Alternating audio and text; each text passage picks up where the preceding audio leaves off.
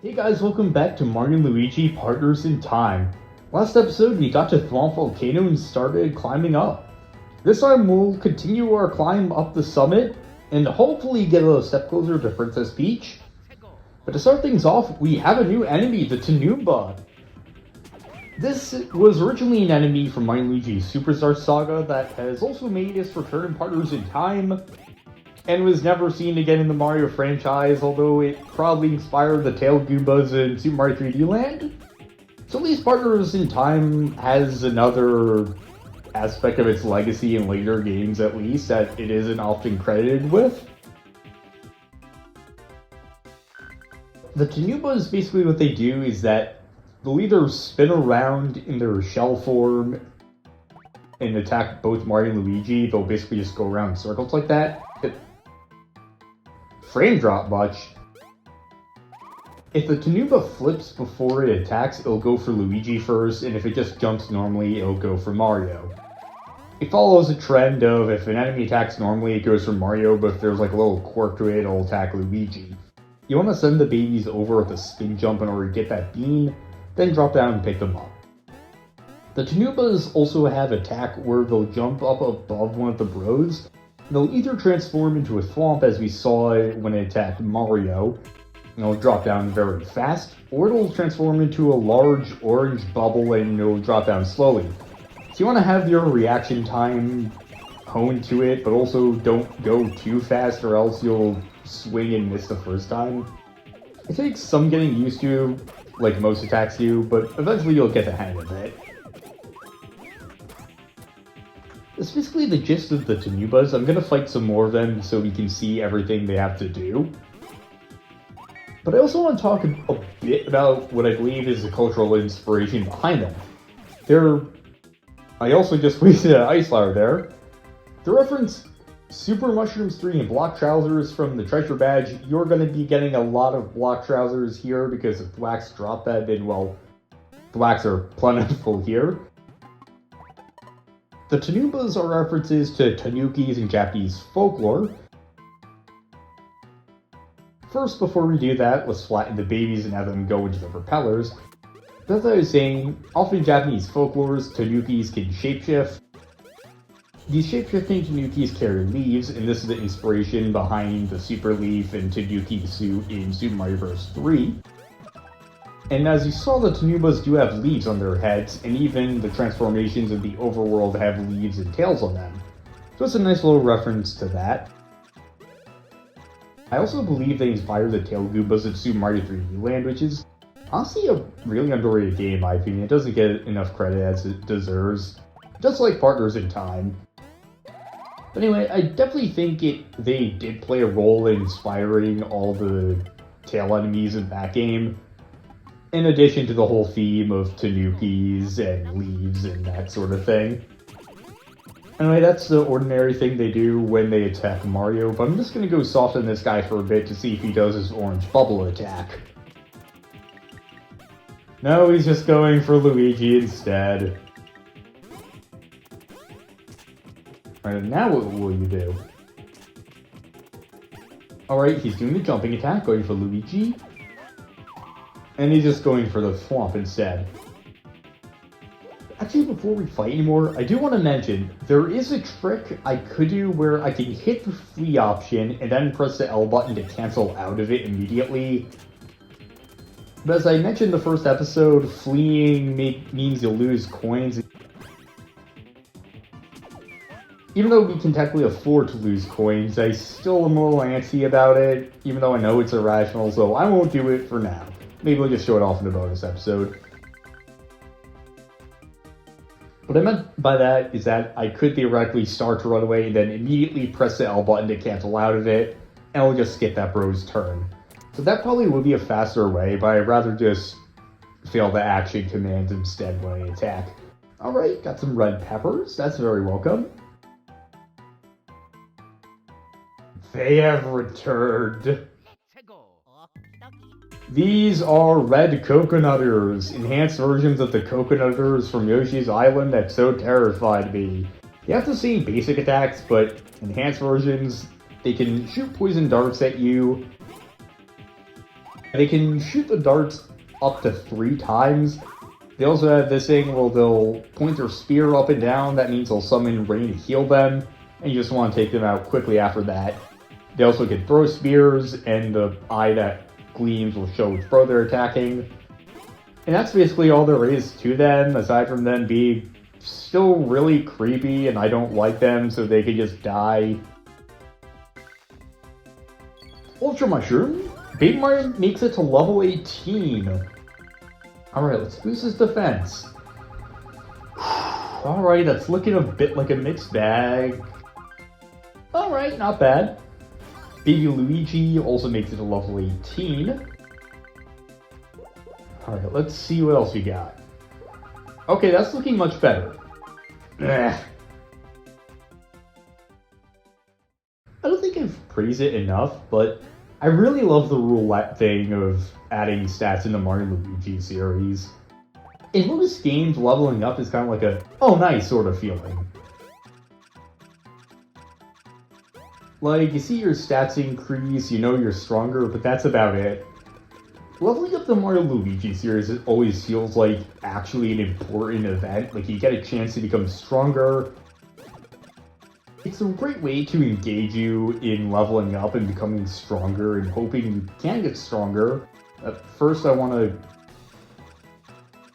Actually, this is a good time to bring this up.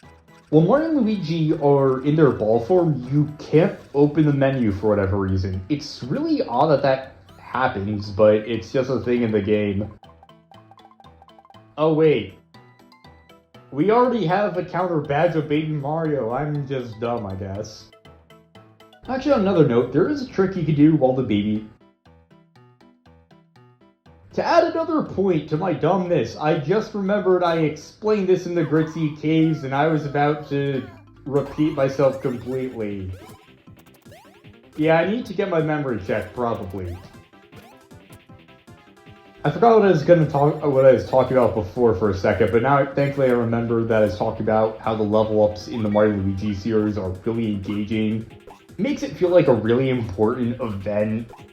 And it's a good way to get you involved in leveling up the characters and making the experience far more memorable than just seeing random stats increase that you probably aren't paying attention to. You probably just see like +1, +2 and think, oh, alright. But like here you actually are paying attention to the amounts they increase and you're really trying to get the best numbers you can. It's one of the best features of the Mario & Luigi series, and I really wish more games had similar features to it. And the Red Coconutter also did the attack where he shoots out the poison darts 3 times. And there's also something a little weird about the Red Coconutters, and I presume the Coconutters in general. They're not weak to Bro Flowers, but instead they are weak to Ice Flowers. You'd expect them to be weak to Bro Flowers because, you know, they're plants and the whole fire beats grass thing that Pokemon instills in us. But no, they're actually weak to ice. And I believe it's also a critical hit against them, but I'll have to check on that. And I also really hope I didn't explain that in the Yoshi's Island episodes and didn't just repeat myself.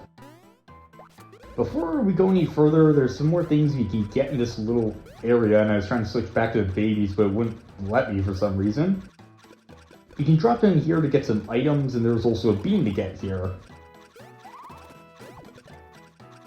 Oh, there's just another beam. There's nothing in between those two thwomps right there, so let's switch back to the adults, and I hope that there's like a pipe block up here. Please let there be. There we go. How about another one of these extreme toads? This gear here, you see this? I mean, I could tell it's extreme, but what's it used for? I'm gonna go out on a limb here and guess that it's for spinning a propeller. If you were flat enough to trap the air, you'd float and catch some huge air, right? And if you spun this gear, the propeller would speed up, and you'd catch huger air. Yeah, any platoons in the wind current would catch the most extreme air ever! Whoa. I kinda started frothing at the mouth there. Still, it's a pretty sweet guess, right? If you start frothing at the mouth, you should probably see a doctor so you don't have, like, rabies or anything, because that shit is scary.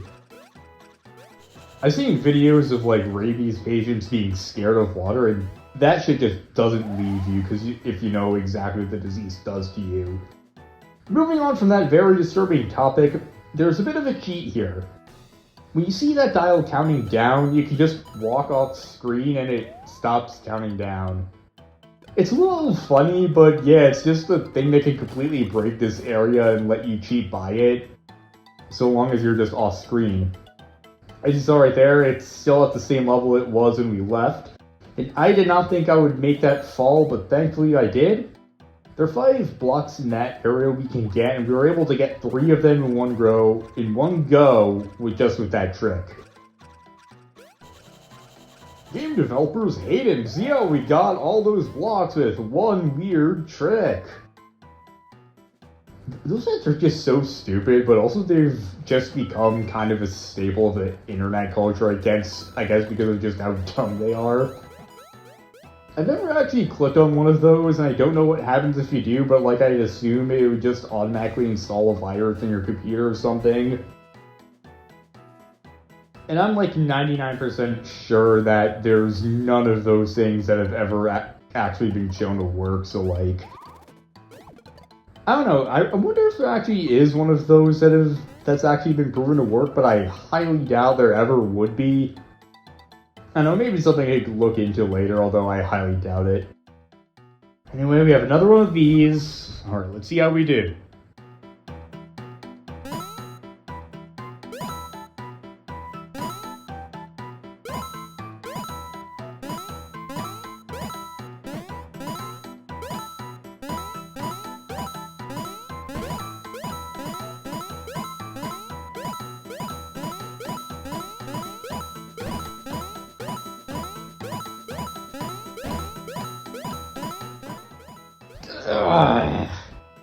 I made it to 40, that's better than usual, so I'll take that, but I'm still just hoping I can get to 50.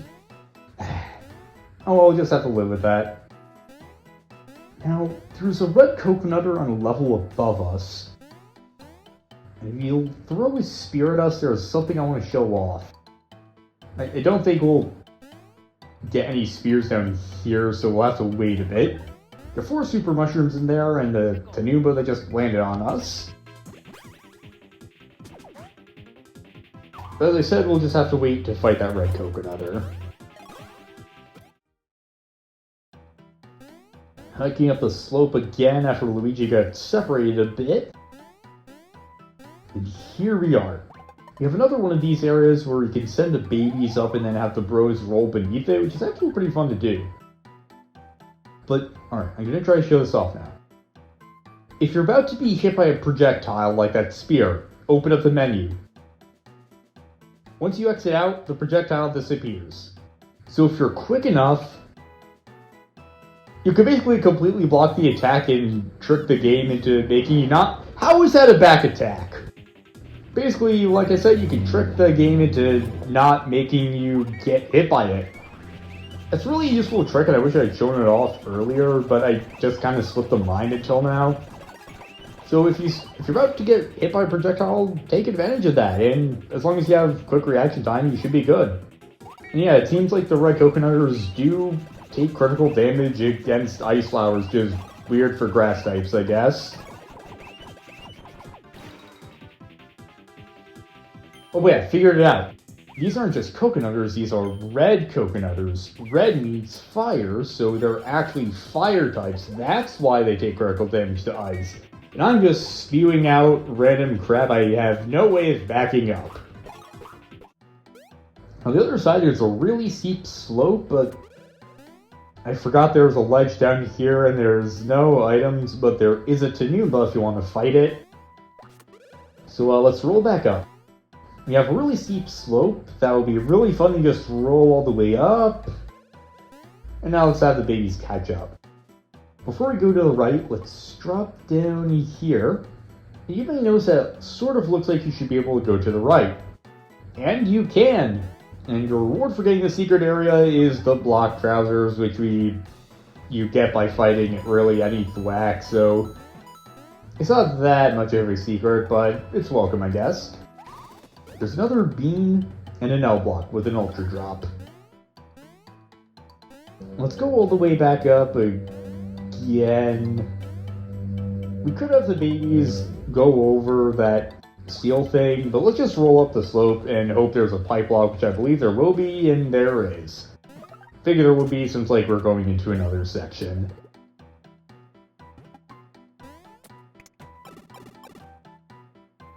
With that, we are at the top of the volcano, and oh boy, I wonder who that scientist at the end could be. He doesn't look familiar at all.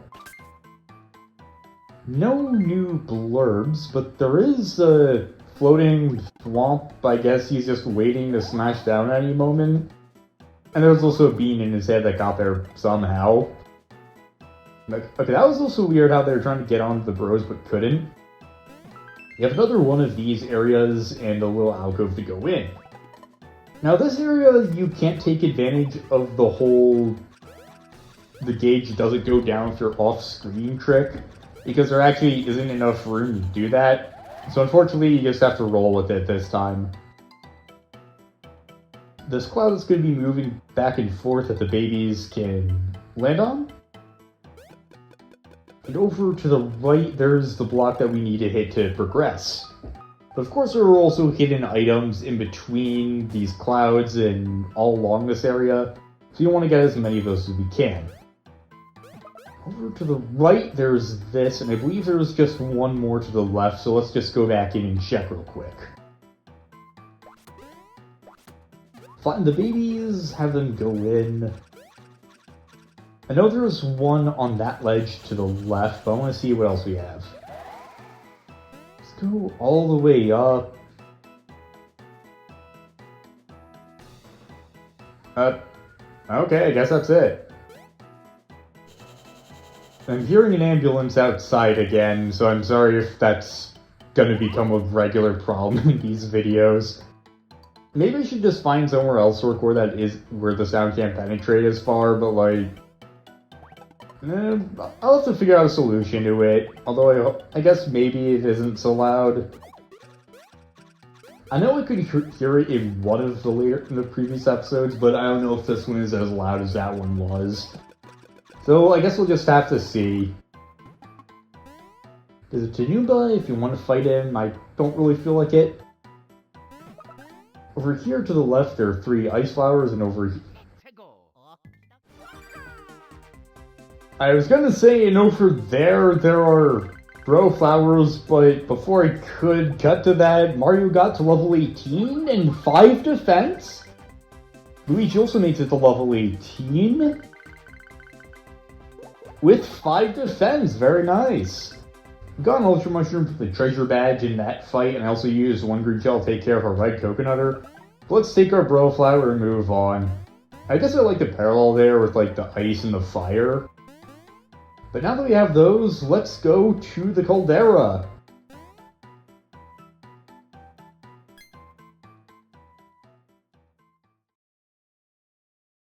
A picture of Princess Peach? Travesty, if Princess Peach's tiara is here! Could it be that she and Bowser tumbled into the volcano? Well, they're goners. I cannot compute our own luck. Our timing is beyond horrible. If you don't put a stop to that eruptionizing, we're doomed. We try to go into the lava stream. Mind the explosification! Flee! Must find a safe spot to contemplate our next move. Well, we could do that, but I think we've made it pretty far, so... Next... Okay, that's as far as we can go. Next episode of Mario and Luigi Partners in Time, we try to find shelter from the currently exploding volcano right next to us. See you guys next time.